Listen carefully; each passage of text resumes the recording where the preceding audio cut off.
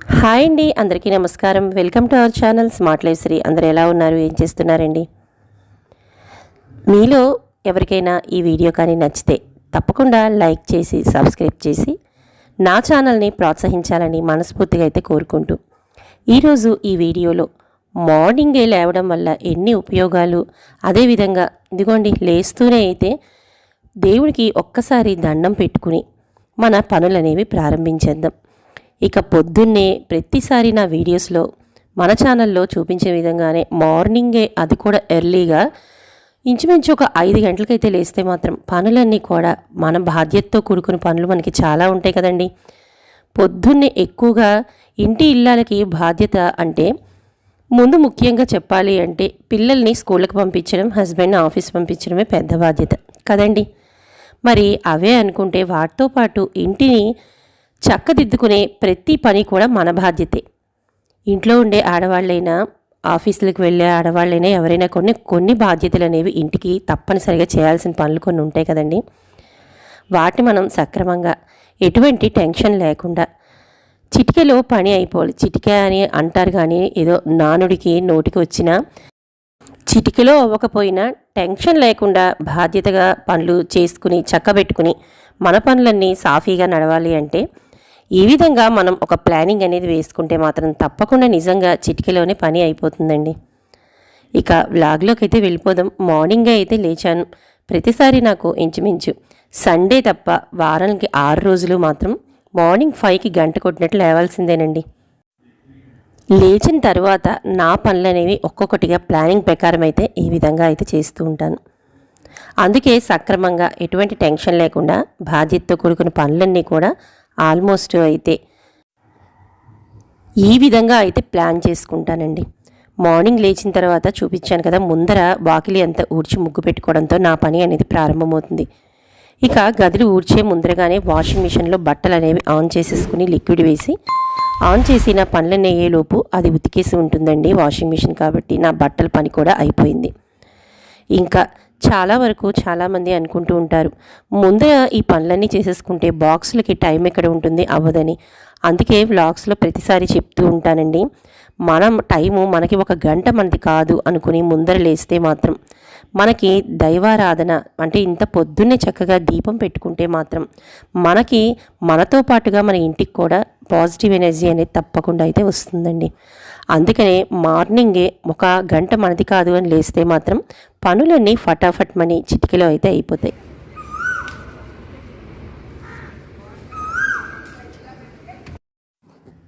ఇంకా గదులన్నీ ఊడ్చిన తర్వాత తడిబట్ట అది పెట్టుకోవడం అయిపోయిన తర్వాత స్నానం అది చేసి అయితే వచ్చేస్తానండి. ఇంకా మా ఇంటి ప్రతిరోజు కూడా మీకు తెలుసు ఈ పువ్వులు అనేవి పూస్తూ ఉంటాయి. ఈరోజు కొద్దిగా ఎక్కువైతే పూసాయండి, బాగానే. అంటే మందారాలు సమ్మర్ వల్ల నిన్నటి వీడియోలో చూపించాను, కొన్ని మందార మొక్కలు అనేవి వేసాము అని. సో ఇంకా నెమ్మదిగా అయితే వస్తూ ఉంటాయండి, అవి కూడా ఢోకా లేదు. ఇక్కడ ఇటువైపు అయితే పువ్వులు చాలానే వరకు పూస్తున్నాయి. సో ఈ విధంగా పువ్వులన్నీ మన చేతితో తెంపుకుంటే, పూజ చేసుకుంటే మాత్రం ఆ తృప్తే వేరండి. ఏమంటారు మరి? ఇంకా ముందు రోజు నైటే నేను సామాన్లన్నీ పెట్టేసుకోవడం వల్ల వంటకి అనేది పెద్దగా నాకు ప్రాబ్లం అనేది అనిపించదు. అందుకే ముందు రోజు నైట్ అస్సలు ఒక్క చెంచా గ్లాస్ కూడా ఉంచకుండా అన్నీ కూడా క్లీన్ చేసేసుకుని కిచెన్ అంతా కూడా శుభ్రం చేసేసి పడుకుని లేచిన తర్వాత ఈ విధంగా ప్లాన్ చేసుకుంటే వెనకాల మనకి హడావిడి అనేది అస్సలు ఉండదండి.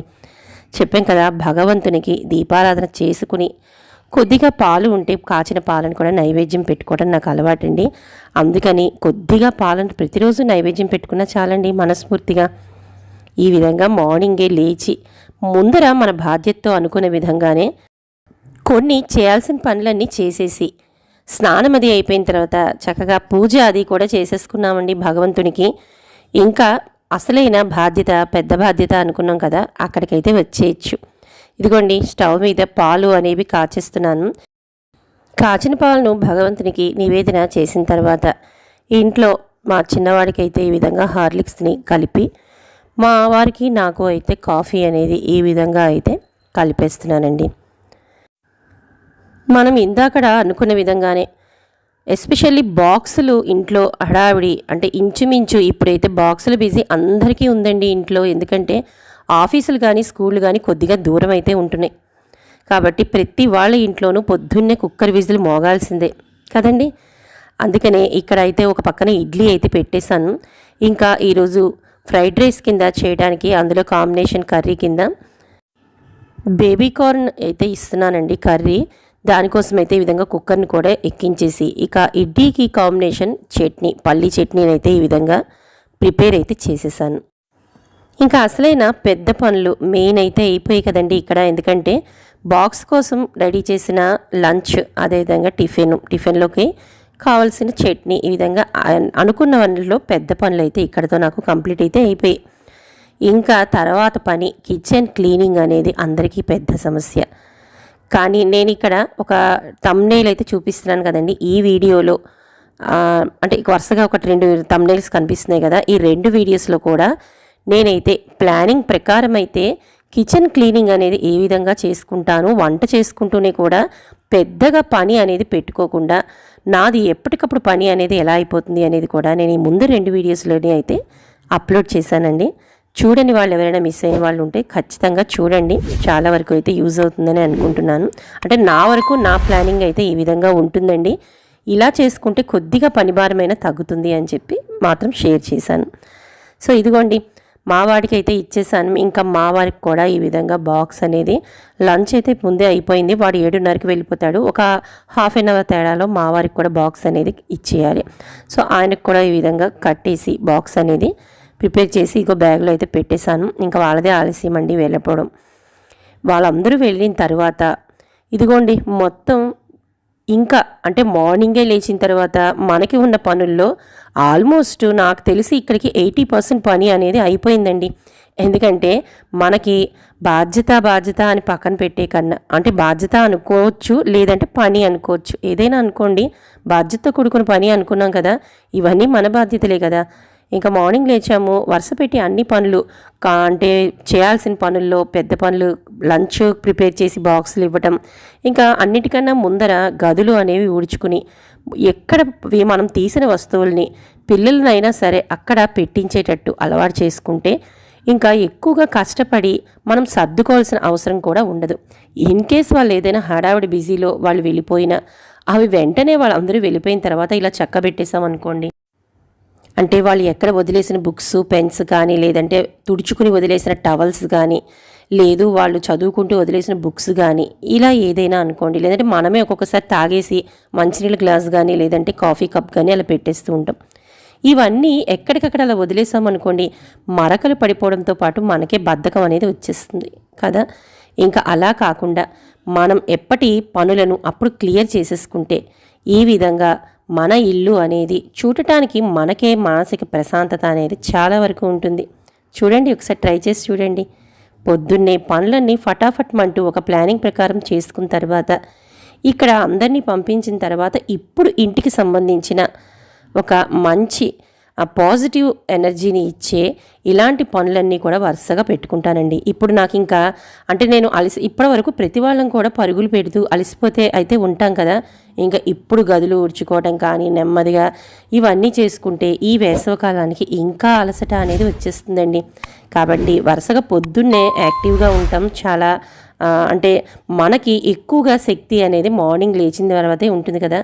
ఇవన్నీ కూడా మనం పనులు చేసేసుకుంటే ఇంకా తర్వాత టైం అంతా కూడా మందేనండి.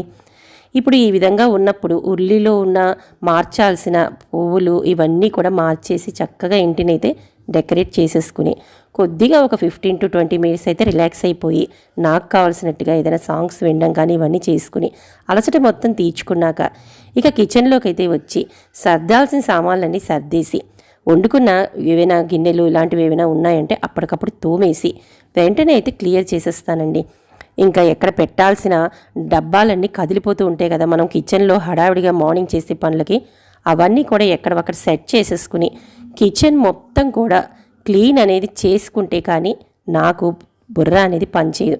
అందులోనూ మనకి 11-12 అయ్యేసరికి ఒక రకమైన ఈ సమ్మర్లో వేడి అనేది వచ్చేస్తుంది కదా.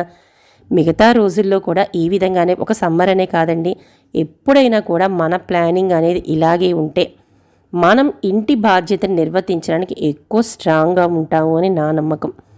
కాబట్టి ఈ విధంగా షింకులో వాడేసిన వస్తువులు ఏమీ ఉంచకుండా కిచెన్లో కూడా ఎటువంటి చిన్న స్పూనే కదా అనుకుంటాం, కానీ చెప్పాను కదండి, మనకి చిన్నదైనా పెద్దదైనా కూడా మనం చేసేటప్పుడు దాని మీద మనకి ఇంట్రెస్ట్ రావాలి తప్ప, అబ్బా ఇప్పుడు ఇది చెయ్యాలా అని మనకి ఒక రకమైన బద్ధకం మాత్రం రాకుండా చూసుకోవటం మన మీదే అయితే ఆధారపడి ఉంది. ఈ విధంగా మొత్తం ప్లాన్ ప్రకారం ఇంటిలోని వస్తువులు అన్నిటినీ కూడా నీట్ చేసుకుంటూ, సర్దుకుంటూ, తుడుచుకుంటూ ఈ విధంగా అయితే ప్లాన్ చేసుకుని మొత్తం అందరినీ పంపించిన తర్వాత ఇంటి బాధ్యత మొత్తం ఈ విధంగా అయితే తీసుకుని ప్లానింగ్ ప్రకారం అయితే పూర్తి చేసుకుంటానండి. ఇలా కానీ మనం పనిని ఒక సమయాన్ని కేటాయించుకుని పొద్దున్నుంచి కూడా చేసుకుంటే మాత్రం అలసట అనేది మన దరిదాపులకి, అలసట కన్నా ముఖ్యంగా బద్ధకము అనేది మాత్రం ఖచ్చితంగా రాదనే చెప్తానండి. ఎందుకంటే మనం ఎంత బద్ధకించినా 1 గంట, 2 గంటలు, 3 గంటలు తర్వాత అయినా మనం చేసుకోవాల్సిందే కదా. అదేదో అంటే ముఖ్యంగా సమ్మర్ గురించి మాట్లాడుకుంటున్నాం కాబట్టి ఈ సమ్మర్లో 1 గంట గడిచినా మనకి అలసట ఆపసోపాలు ఎక్కువే అవుతున్నాయి తప్ప తగ్గేదైతే కాదు. కాబట్టి మనం ప్రతి గదిని, ఒక హాలు కిచెన్ అనే కాదండి, ప్రతి గదిని కూడా ఈ విధంగా మనం మేనేజ్ చేసుకుంటూ చాలా చక్కగా సర్దుకుంటూ, అంటే ఉన్న దాంట్లోనే ఏదో బయట నుంచి తెచ్చుకుని ఏదో హంగులు అవి అని కాదండి నేను చెప్తుంది, మనకున్న కొద్దిపాటి ఫర్నిచర్నైనా చాలా నీట్గా ఉంచుకుంటూ ఈ విధంగా ఇంటిని మెయింటైన్ చేసుకుంటూ ఉంటే మన ఇంట్లో మనం ఉంటున్నప్పుడు, అంటే మన ఒక్కళ్ళమే కదా మార్నింగ్ అందరూ వెళ్ళిపోయిన తర్వాత ఉండేది, మనకు కూడా చాలా పీస్ఫుల్గా అయితే అనిపిస్తుందండి. ఇలా ఇల్లుని చూసుకుంటే మాత్రం తప్పకుండా అందరికీ అయితే ఫీలింగ్ కలుగుతుందండి. ఇది ఖచ్చితంగా నిజం. ఏమంటారు మరి? మీ అందరికీ కూడా ఇదే ఒపీనియన్ ఉందని అనుకుంటున్నాను. సో మీ అందరూ కూడా ఈ విధంగా ప్లాన్ చేసుకుంటూనే పనులు చేసుకుంటూ ఉంటారని, ఈ వీడియోలో ఏదైనా కొద్దిపాటి ఇన్ఫర్మేషన్ మీ అందరికీ నచ్చి ఇక ముందైనా కూడా ఫాలో అవ్వాలని, అవుతున్నారని, అవ్వాలని మనస్ఫూర్తిగా అయితే కోరుకుంటూ ఈ వీడియోని ఇక్కడితో అయితే ఎండ్ చేసేస్తున్నానండి. మీలో ఎవరైనా కొత్తగా ఈ ఛానల్ని చూస్తున్నట్లయితే తప్పకుండా సబ్స్క్రైబ్ చేసుకుని పక్కనే ఉన్న బెల్ ఐకాన్ని క్లిక్ చేస్తే నేను పెట్టే వీడియోస్ మీకు నోటిఫికేషన్ రూపంలో అయితే వస్తాయండి.